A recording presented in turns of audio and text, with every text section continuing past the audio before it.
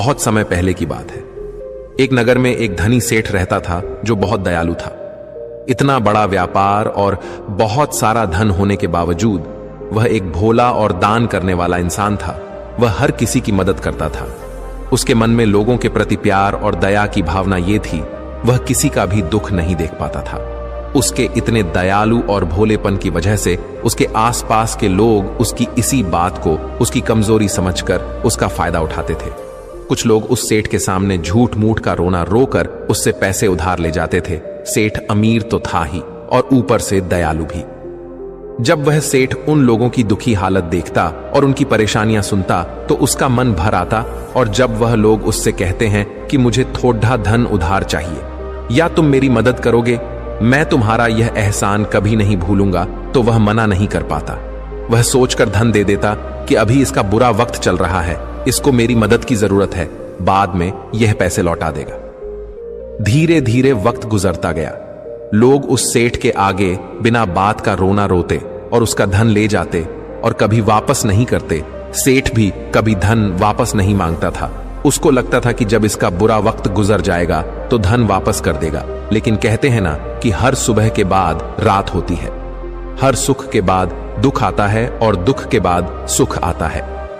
ठीक उसी तरह उस सेठ के साथ भी हुआ। कुछ सालों बाद उसे पास धन कम होने की वजह से उसके व्यापार में माल भरने के पैसे कम होने लगे और इसके वजह से उसके दुकान पर अब ग्राहक भी कम होने लगे, क्योंकि जो सामान उन ग्राहकों को चाहिए था वह सामान उस व्यापारी के पास खत्म होने लगा था और उस सामान को लाने के लिए अब उसके पास इतना धन भी नहीं था।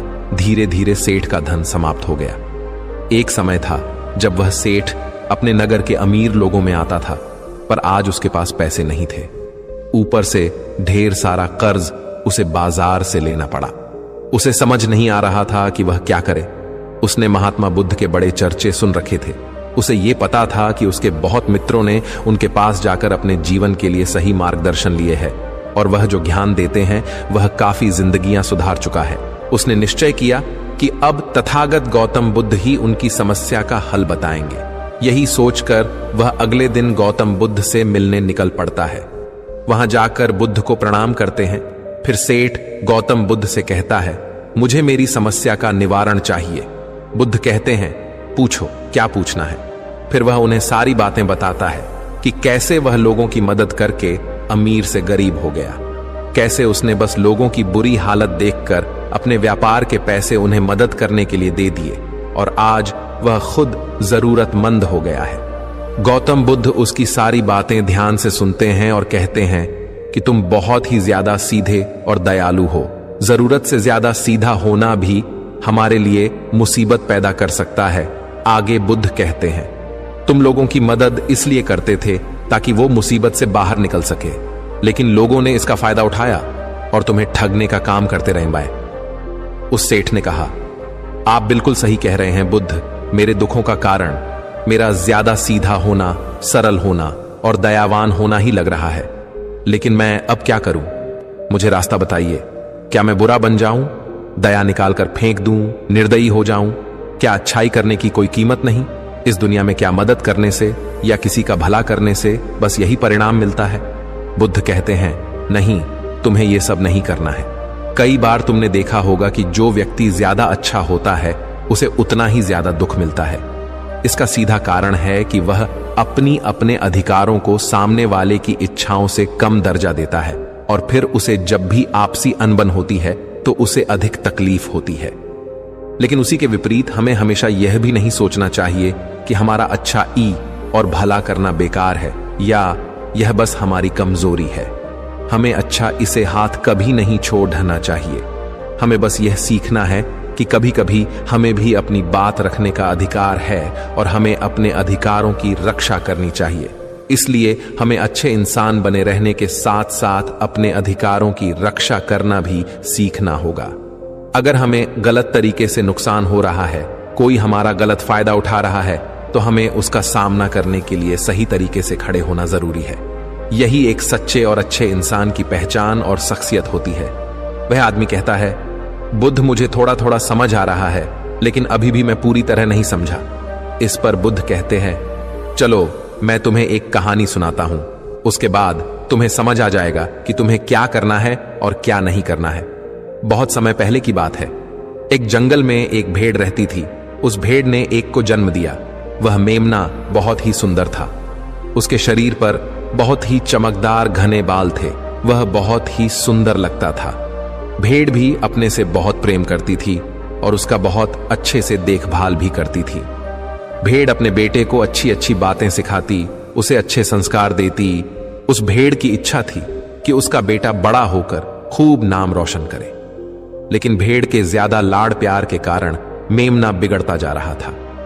उसकी मां उसे अच्छी शिक्षा देती थी, उसे अच्छे से रखती थी, दिन रात उसका पूरा ख्याल रखती थी। लेकिन मेमना दिन प्रतिदिन शैतान और जिद्दी होता चला गया। वह अपनी मां की किसी भी बात को ध्यान से नहीं सुनता और ना ही किसी बात पर ध्यान देता। उसे हर पल ऐसा ही लगता कि मेरी मां मेरा इतना ख्याल रखती हैं और इसी कारण वह खुद की जिम्मेदारी नहीं लेता था, ये सोचकर कि उसकी मां उसे किसी भी संकट से निकाल लेगी। वह धीरे धीरे गैर जिम्मेदार होता जा रहा था और अब उस भेड़ का लाड़ और प्यार उसी के मेमने के अच्छे और जिम्मेदार बनने में रुकावट बन गई थी। फिर एक दिन वह मेमना घूमता घूमता पास के जंगल में जा पहुंचा। वह मेमना पहली बार जंगल में गया था। उससे पहले बार जंगल में जाने का मौका मिला था। वह जंगल की सुंदरता को देखकर चकित रह गया। उसने कभी इतनी सुंदर चीज नहीं देखी थी। इतनी सुंदर पौधे, रंग बिरंगे फूलों को देखकर बहुत ही प्रशंसा हुई। उसे ये सब देखकर बहुत अच्छा लगा। फिर उसने झांकियों के कुछ पत्तियां खाई। जैसे ही उसने पेट भरने के लिए पेड़ों की पत्तियां खाई, उसको वह पत्तियां बहुत ही स्वादिष्ट लगी। अब तो वह मेमना रोज जंगल में जाने लगा और वहां जाकर पेड़ पौधों को नुकसान पहुंचा रहा था। उसने उनकी पत्तियां तोड़ी, उनके फूलों को नोचा, फूलों को खाया और कुछ को तोड़कर जमीन पर डाल दिया। उसमें मेमने को इस बात की बिल्कुल भी परवाह नहीं थी कि वह क्या कर रहा है। उसको इस बात का पता ही नहीं था कि जंगल में कोई खतरा भी है। वो तो मस्त मौला होकर जंगल में उछल कूद कर रहा था और पौधों को खूब से नुकसान पहुंचा रहा था। लेकिन जब उस मेमने की मां को यानी उस भेड़ को इस बारे में पता चला कि मेमना हर रोज जंगल जाता है, तो वह घबरा गई और मेमने को अपने पास बुलाकर समझाने लगी कि तुम जंगल में मत जाओ, वहां पर बहुत सारे को जानवर है, तुम्हारे ऊपर हमला कर देंगे, तुम्हें खा जाएंगे। लेकिन मां की बात का उस पर कोई असर नहीं हुआ, बल्कि वह मेमना अपने माता से कहने लगा कि मां, जो भी मेरे सामने आएगा वह मुझसे जमकर मार खाएगा, फिर वह बहुत पछताएगा। इसके बाद मेमना फिर से जंगल की तरफ भाग गया। उसे अपनी माता की कही बातें झूठी लगने लगी। हर रोज की तरह उस दिन भी वह उछल कूद करने लगा और पेड़ पौधों की पत्तियां तोड़ने लगा। कभी फूलों को तोड़ता, कभी पेड़ों को खूब नुकसान पहुंचाता। लेकिन उस दिन उस जंगल में एक शेर पहुंचा। वह शेर बहुत ही ताकतवर था, लेकिन ताकतवर होने के साथ वह दयालु भी था। उस शेर का मानना था कि कमजोर प्राणियों को नुकसान पहुंचाना ठीक नहीं है। शक्तिशाली होने का मतलब यह नहीं है कि मैं किसी कमजोर प्राणी पर शक्ति का प्रयोग करूं। वह शेर उस जंगल में घूमने लगा।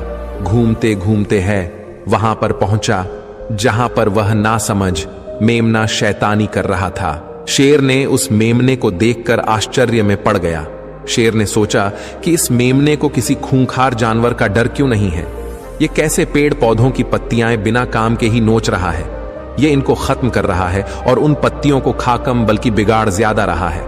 उसके बाद वह शेर कुछ देर तक चुपचाप खड़ा होकर उसको देखा रहा और शेर सोचता है कि मेमना कुछ ही देर में मुझे देखकर यहां से भाग जाएगा और उसके डर के भाग जाने से मुझे बल का प्रयोग नहीं करना पड़ेगा।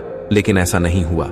शेर बहुत देर तक खड़ा रहा और वहीं इंतजार करने लगा कि मेमना यहां से कब जाएगा। लेकिन मेमना तो भोजन करने में व्यस्त था। उसे शेर का कोई ख्याल नहीं था। मजे से पेड़ पौधे की पत्तियां नोच रहा था, उन्हें खा रहा था, सब कुछ बेकार कर रहा था। जब शेर ने देखा कि मेमना उसे देखने के बाद भी वहां से नहीं जा रहा, तो खुद वह मेमने के पास जाता है और वहां जाकर बोला, सुनो बच्चे, इस जंगल में फूल पत्तियों को नुकसान पहुंचा रहे हो। उन्हें जितना जरूरी है तुम्हारे भोजन के लिए बस उतने ही तोड़ो। तुम बहुत फूल पत्तियां यूं ही नष्ट कर रहे हो। अगर तुम इन पेड़ पौधों को, इन फूल पत्तियां को नुकसान पहुंचाओगे तो तुम अच्छे बच्चे कैसे बनोगे। अच्छे बच्चे कभी भी इस तरह जंगल में आकर पेड़ पौधों को नुकसान नहीं पहुंचाने लगते हैं। तुम्हारी मां ने तुम्हें अच्छा बच्चा नहीं बनाया। शेर की बातें सुनकर वो घमंड से बोलता है, तुम्हें अच्छे बच्चे बने रहना है, तुम बने रहो, मैं तो जैसा हूं वैसा ही ठीक हूं, मैं वैसे ही रहूंगा जैसे मुझे रहना है। शेर हैरान हो जाता है, लेकिन फिर शेर उसे मेमने को बच्चा समझकर माफ कर देता है, क्योंकि शेर नहीं चाहता था उसे बच्चे पर हमला करना पड़े। तुम खतरनाक तो कहीं से नजर नहीं आते, चले जाओ यहां से, बड़े आए खतरनाक, तुम मेरा दिमाग ज्यादा खराब मत करो, चले जाओ यहां से, अपना रास्ता नाप लो और मुझे इन फूल पत्तियों को खाने दो। ये कहकर वह घमंडी मेमना पत्तियां खाता हुआ आगे चला गया और शेर उसे बस हैरानी से देखता रह गया। तभी वहां पास में ही झांकियों के पीछे एक लोमड़ी छुपी हुई थी। वह लोमड़ी शेर और मेमने की सारी बातें सुन रही थी।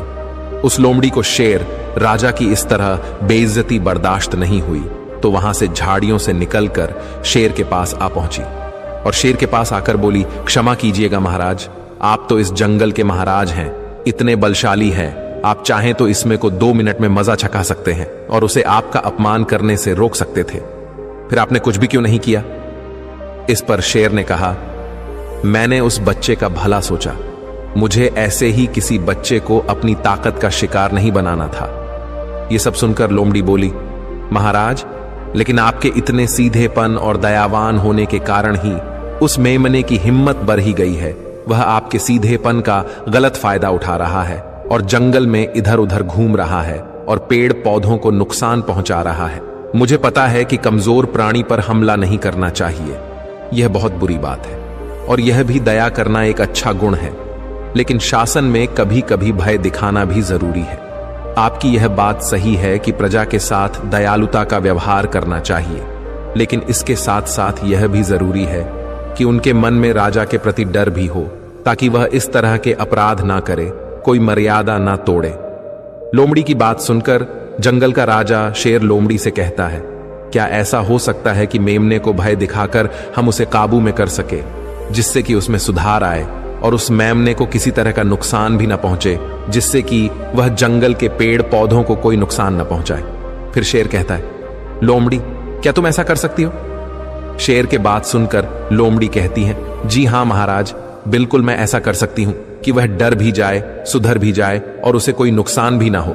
उसे इतना डरा दूंगी कि वह जंगल में कभी दोबारा घुसने की हिम्मत नहीं करेगा। मैं उसे इस तरह डराऊंगी कि उसके मन में भय बैठ जाएगा, फिर वह जंगल के पेड़ पौधों को भी नुकसान नहीं पहुंचाएगा और साथ ही साथ मैं उसको कोई भी नुकसान नहीं पहुंचने दूंगी। फिर लोमड़ी कहती है कि उसकी मां तो उसे कभी सुधार नहीं पाई, लेकिन मैं उसे जरूर सुधार दूंगी। लोमड़ी की बातें सुनकर शेर ने बोला, अच्छा ठीक है, तुम कोशिश करके देखो, अगर तुम्हें इसमें सफलता मिल जाती है तो मैं तुम्हें जंगल के सभी जानवरों के सामने इनाम दूंगा। शेर की बातें सुनकर लोमड़ी बहुत खुश हुई। वह तुरंत मेमने के पास गई और उस पर गरज पड़ी। इससे पहले कि वह मेमना वहां से भाग पाता, उससे पहले ही लोमड़ी ने मेमने को जमीन पर पटक दिया और उसे अपने मजबूत पंजों से दबोच लिया। मेमने को दबोचने के बाद लोमड़ी मेमने से बोली कि बोल, तुझे मार दिया जाए या छोड़ दिया जाए? तुमने इस जंगल के पेड़ पौधे, यहाँ के फूल और कमजोर प्राणियों के साथ भी तो यही किया है। मेरे ख्याल में मार ही देना चाहिए। लोमड़ी की बातें सुनकर मेमना डर के मारे थर थर कांपने लगा। फिर वह लोमड़ी से बोलने लगा, मुझे माफ कर दो, मुझे छोड़ दो, मुझे यहां से जाने दो। मैं कभी भी जंगल की तरफ नहीं आऊंगा, ना ही कभी पेड़ पौधों को कोई नुकसान पहुंचा दूंगा, और अब मैं कभी कोई गलती नहीं करूंगा। तब लोमड़ी ने मेमने की पकड़ ढीली की। जैसे ही मेमने की पकड़ ढीली हुई, वह जोर जोर से भागने लगा। वह गिरता उठाता भागता हुआ अपनी मां के पास जा पहुंचा। उधर लोमड़ी शेर के पास गई और सर झुकाकर बोली, देखा महाराज, ताकत के साथ दिमाग का प्रयोग करना भी बहुत जरूरी होता है, तभी लोग हमारा सम्मान करते हैं, तभी हमारी अच्छाई का गलत फायदा नहीं उठाया जाएगा। लोमड़ी की बात सुनकर शेर लोमड़ी की योग्यता से प्रभावित हुआ। उसने लोमड़ी को सारे जानवरों के सामने इनाम दिया। उधर वह मेमना घबराए हुए अपनी मां के पास पहुंचा और अपनी मां से आकर लिपट गया और मां से क्षमा मांगने लगा। मां, मुझे क्षमा कर दो, मैंने आपकी बात कभी नहीं मानी। आप मुझे हमेशा सही कहती थी कि जंगल में बहुत खतरनाक जानवर रहते हैं। आज के बाद मैं कभी भी उसे जंगल में नहीं जाऊंगा। फिर बुद्ध उस व्यापारी को कहते हैं, देखा बेटा, इतने अच्छे मत बनो कि लोग तुम्हें खा जाएं, और ना ही इतने कड़वे बनो कि लोग तुम्हें खाए ही नहीं। जरूरत से ज्यादा अच्छा बनना इंसान को दुहक देगा। लोग उसका सम्मान नहीं करेंगे बल्कि उसे पागल समझेंगे। गौतम बुद्ध सेठ से कहते हैं, अगर शेर भी अच्छा बनने का दिखावा करेगा या फिर अच्छा बनकर रहेगा तो लोग उससे डरने की बजाय उसे पागल समझेंगे। सेठ को समझते हुए बुद्ध बोले, अगर हम ज्यादा अच्छे बनकर पेश आते हैं तो लोग हमारी अच्छाई का फायदा उठाने लगता है। तुम लोगों के लिए भले उनकी मदद करते हो, वही लोग भोले बनकर तुम्हें ठगने की कोशिश करेंगे। तुम्हें लोगों की मदद करना छोड़ना नहीं, बल्कि समस्या सुनकर उसे धन देने की बजाय उन्हें समाधान देने की कोशिश करो। अगर धन की आवश्यकता पड़े तो थोड़ा बहुत धन दे सकते हो, लेकिन हर समस्या का समाधान धन से करने की वजह निवारण से करो। इससे वही लोग तुम्हारे पास समस्या लेकर आएंगे जिनको हकीकत में दिक्कत है। पैसे ठगने वालों से तुम्हें मुक्ति मिल जाएगी। सेठ बुद्ध को प्रणाम करता है और धन्यवाद कहकर वहां से चला जाता है। फिर वह वैसा ही करता है जैसा बुद्ध बताते हैं और कुछ ही सालों में वह पहले जैसा धनवान बन जाता है। तो दोस्तों, आपने आज के इस वीडियो से क्या सीखा वह मुझे आप कमेंट में बता सकते हैं।